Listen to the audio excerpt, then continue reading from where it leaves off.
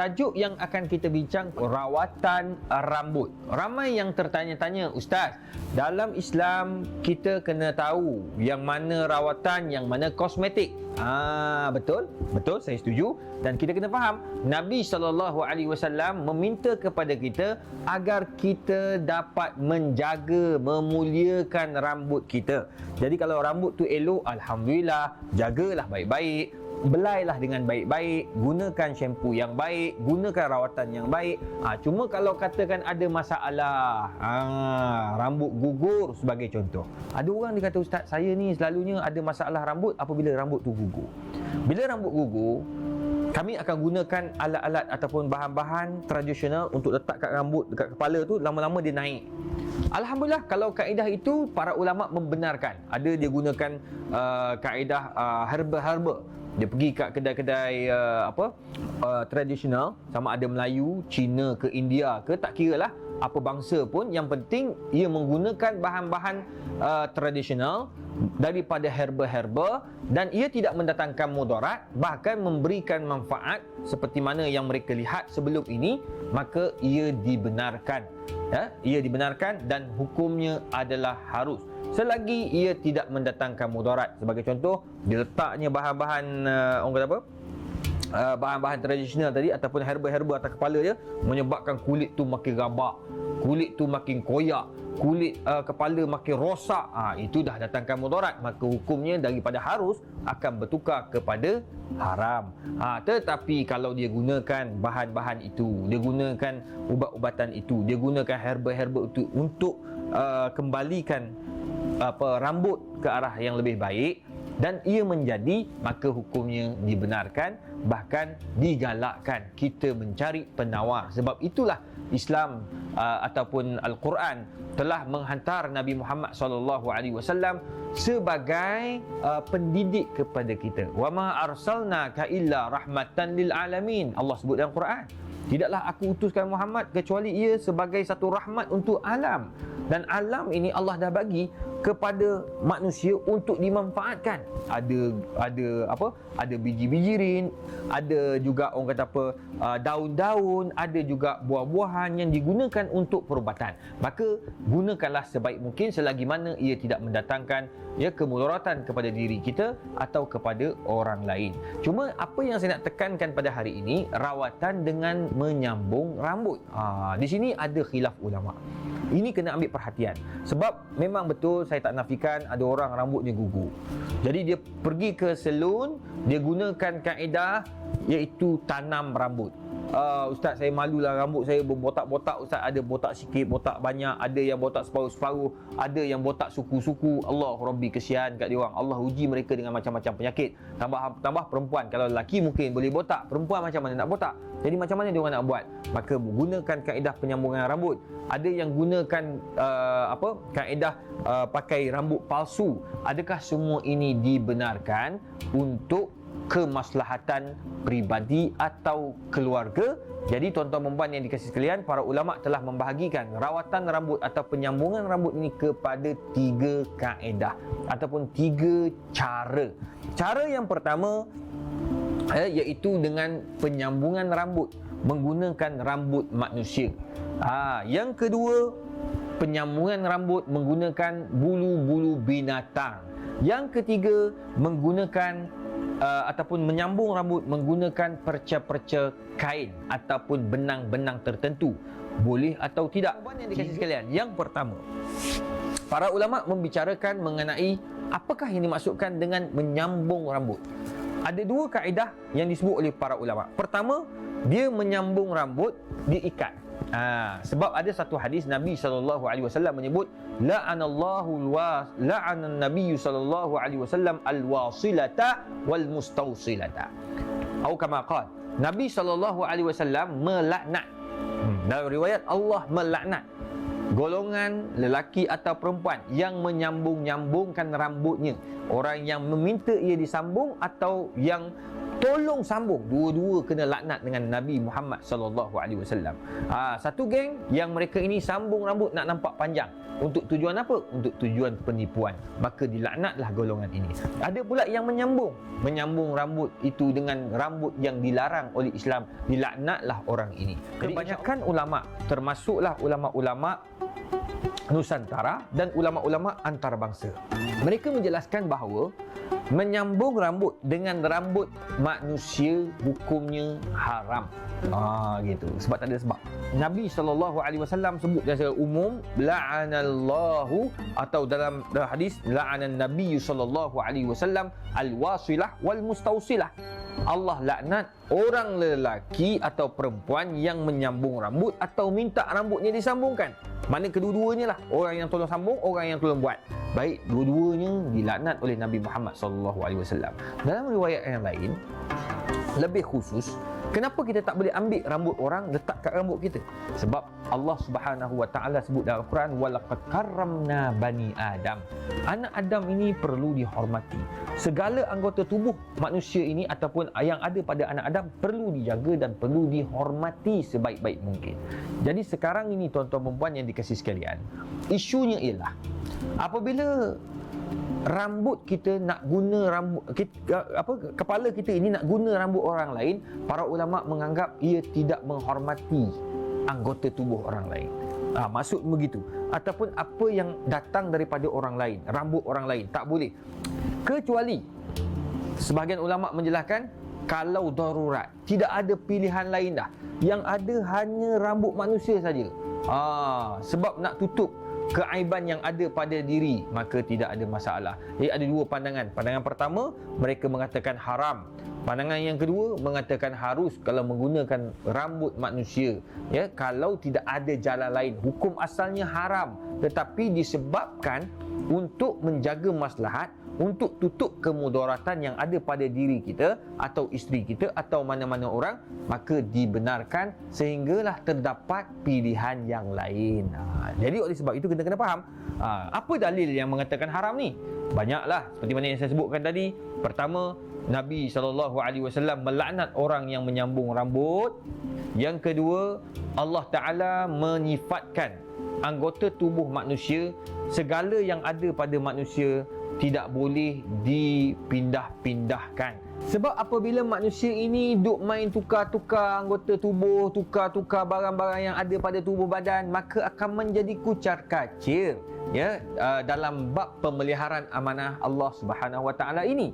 Oleh sebab itu, ya tuan-tuan dan puan, Nabi SAW pernah bersabda dalam riwayat hadis Aisyah radhiyallahu anha, kata Aisyah, ja'at hamra'atun faqalat, datang seorang perempuan bertemu dengan Aisyah dan berkata, ibnatun li saqata sya'ruha, sesungguhnya wahai Aisyah, anak aku ini, iaitu anak perempuan, rambutnya telah pun gugur. Afanaj'alu ala ra'siha syai'an nujammiluha bihi, boleh tak ya Aisyah, kami nak letakkan satu rambut yang lain, letak rambut palsu ke, nak sambung rambut ke, letak atas kepala ini agar nampak cantik sikit anak kami tu? Qalat, maka berkatalah Aisyah, sami'tu imra'atan tas'alu Rasulullah sallallahu alaihi wasallam. Aku pernah dengar seorang perempuan bertanya Rasulullah sallallahu alaihi wasallam, seperti mana yang kamu tanya, an misli ma sa'alti anhu, seperti mana yang kamu tanya aku ni. Lantas berjawablah Nabi SAW dengan sabdanya, la'anallahu alwasilata wal mustausilata, Allah melaknat orang yang meminta agar disambung rambutnya dan juga orang yang menyambung rambutnya. Maknanya tuan-tuan dan puan, sangat tegas arahan Nabi ini, seakan-akan Nabi tidak membenarkan kita ini semudah-mudah untuk menyambung rambut atau menggunakan rambut orang lain pada anggota tubuh badan kita. Justru apa yang perlu kita ingat, jangan kita terburu-buru mengambil keputusan untuk menyambung rambut dengan rambut orang lain. Sebab kita kena ambil pandangan ulama. Sebab kita ada 3 kaedah. Ni baru kaedah yang pertama. Kaedah pertama, menggunakan rambut orang lain kepada kita. Sekarang ni kalau katakan dah tak boleh, katakan nak guna, ustaz saya nak guna pandangan yang darurat tu lah, pandangan yang kata boleh tu lah. Nanti dulu, darurat ni macam mana? Sudah tidak ada pilihan lain. Sekarang ni kita ada pilihan lain bang. Kita ada kaedah-kaedah lain. Jadi jangan cepat sangat kita nak, orang kata apa, nak berpindah kepada darurat. Nak makan khizir sebagai contoh, tak boleh makan terus. Kena cari dulu makanan sampai dah tak jumpa sangat, sampai dah ke bulu, habis tahap nak mati dah, baru boleh makan babi. Itu pun sikit. Ad-darurah tuqaddar biqadariha. Darurat itu dikadarkan mengikut kadarnya. Jangan mudah-mudah kita nak ambil. Begitu juga dengan bab menyambung rambut. Hukum asal sambung rambut hukumnya haram kerana Nabi laknat, kerana Allah laknat. Apatah lagi mengguna rambut perempuan lain. Ada orang tanya saya, ustaz boleh tak saya pakai rambut isteri saya? Tak boleh. Suami saya? Tak boleh. Madu saya? Tak boleh. Anak saya? Tak boleh. Sebab ia termasuk daripada anggota orang lain, walaupun keturunan dan anak bangsa kita. Baiklah tuan-tuan dan puan yang dikasihi sekalian, itu yang pertama. Yang kedua, kita menggunakan rambut yang diperbuat daripada apa dia? Yang diperbuat daripada rambut binatang. Ni dibincang dalam buku ni. Saya sendiri yang buat buku ni dalam Fiqh Kecantikan. Ni tengok, ada buku saya. Senang kita bincang yang kita tahu. Tuan-tuan dan puan yang dikasihi sekalian, kita sambung dengan rambut binatang. Tadi nak guna rambut manusia tak boleh. Nak guna bulu manusia tak boleh. Sekarang ni kita nak pakai rambut binatang pula. Nak pakai bulu binatang untuk tujuan rawatan. Boleh ke tidak? Yang pertama, dah jelas tidak boleh. Para ulama kata haram. Ya. Yang kedua, boleh atau tidak? Bulu ni tuan-tuan, bulu binatang terbahagi kepada dua. Terbahagi kepada dua. Apakah jenis bulu binatang yang telah dibahagikan ulama kepada dua itu? Jadi antara yang kita sedang bincang ialah menyambung rambut. Menyambung rambut, kaedah yang pertama jelas hukumnya haram, iaitu menyambung rambut dengan rambut manusia. Sama ada orang tu Islam ke, tak Islam ke, adik-beradik kita ke, anak-anak kita ke, suami kita ke, isteri kita ke, madu kita ke, tetap tidak boleh. Sebab berdasarkan umum hadis Nabi Muhammad SAW. Dan yang kedua, nak menjaga kehormatan manusia tu sendiri. Itu satu. Yang kedua, bila dah tak boleh guna bulu manusia, boleh tak kita guna bulu binatang? Bulu binatang ada dua hukum, kerana ia terbahagi kepada dua jenis. Pertama, hukum binatang yang haram dimakan, iaitu binatang-binatang yang najis khususnya. Kalau katakan binatang yang haram dimakan, dan apatah lagi ia daripada binatang yang najis mughallazah seperti anjing dan babi, hukumnya adalah haram. Tak boleh tuan-tuan dan puan. Maknanya kalau katakan ada orang dia nak sambung rambut dia sebab nak, ataupun dia nak pakai rambut palsu sebab atas alasan rambutnya botak. Tambah-tambah orang perempuan dia nak nampak cantik depan suami dia, dia pakailah rambut palsu. Yang diperbuat daripada mana? Daripada ekor kuda. Boleh ke tidak? Kalau daripada babi tu memang confirm haram lah. Ijma' ulama' tak boleh. Babi ni, anjing ke, daripada ekor anjing ke, bulu anjing ke, bulu babi ke, hukumnya tetap haram. Tak boleh, no choice. Tidak boleh kamu nak buat pilihan kat situ dah. Tak boleh dah. Kecuali dah darurat sangat. Tapi tak sampailah tahap darurat sampai nak pakai bulu anjing, bulu binatang yang diharamkan ni. Jadi kalau binatang-binatang yang najis, yang haram dimakan, maka bulu-bulunya tidak boleh dijadikan bahan untuk penyambungan rambut. Ada ustaz, kita tak makan binatang tu ustaz, tapi bulunya elok, lembut sebagai contoh. Serigala, kita tak makan serigala, tapi kita ambil bulunya. Boleh tak ustaz? Pun tidak boleh, sebab haram dimakan serigala itu.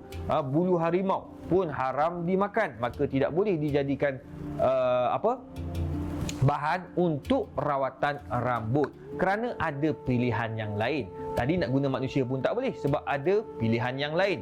Maka kita pergi ke binatang. Binatang yang kedua ni pula, binatang yang orang kata apa, yang haram dimakan, maka tidak boleh kita gunakan juga bulunya untuk tujuan rawatan. Kita ada bulu yang ketiga. Bulu yang kedua. Apa dia bulu yang kedua? Bulu yang dihalalkan kita makan dagingnya. macam bulu kambing, bulu lembu. Nak guna tu kena tengok pula macam mana kaedah pengambilannya. Ada yang mengatakan kalau diambil ketika binatang itu masih hidup, maka hukumnya adalah haram. Sebab man fasala minal hayawan, mana-mana anggota tubuh binatang yang tercabut ataupun terpisah ketika binatang itu masih hidup, maka ia dikira najis, maka tidak boleh digunakan sebagai alat atau bahan penyambungan rambut. Tetapi kalau diambil setelah binatang itu disembelih, dagingnya digunakan untuk makan, kulit dan bulunya telah didibak, disamak, kemudian dibersihkan dan digunakan untuk kecantikan ataupun untuk rawatan rambut, dijadikan rambut palsu untuk tutup kepalanya yang botak di hadapan suami, maka ia dibenarkan. Ini pandangan sebahagian ulama pada hari ini. Namun begitu, tidak dinafikan ada ulama yang begitu tegas, antaranya Imam Hanbali yang mengharamkan secara mutlak. Maknanya guna binatang ni sama ada yang halal, binatang halal dimakan ataupun yang haram dimakan, semuanya tidak boleh guna. Sebab apa? Sebab ia daripada binatang. Dikhawatiri kita termasuk daripada orang yang mencantikkan ataupun merawat rambut untuk tujuan-tujuan yang tidak baik. Walau bagaimanapun, saya melihat kepada pandangan yang mengatakan harus jika ia bertujuan untuk rawatan, untuk nampak kelihatan elok di hadapan suami dan juga keluarga, dan atau lebih baik nak keluar daripada fitnah. Ini kalau ada orang kata apa, rambut palsu ataupun rambut-rambut yang nak ditanam, oleh pakar-pakar dengan menggunakan binatang yang halal dimakan dan diambil setelah binatang itu disembelih. Itu yang paling penting. Kalau tak disembelih, diambil masih hidup-hidup, memang hukumnya haram dan najis. Baik, itu yang kedua. Yang ketiga, tuan-tuan dan puan yang dikasihi sekalian, ini pun penting. Hukum menyambung rambut. Menyambung rambut dengan perca kain ataupun dengan menggunakan benang-benang tertentu yang diperbuat khusus untuk rambut. Memang ada pun dia panggil rambut sintetik. Diperbuat, manusia yang tolong buat, dia buat melalui kilang-kilang, dia gunakan kaedah-kaedah tertentu hanya untuk menutup rambut yang rosak.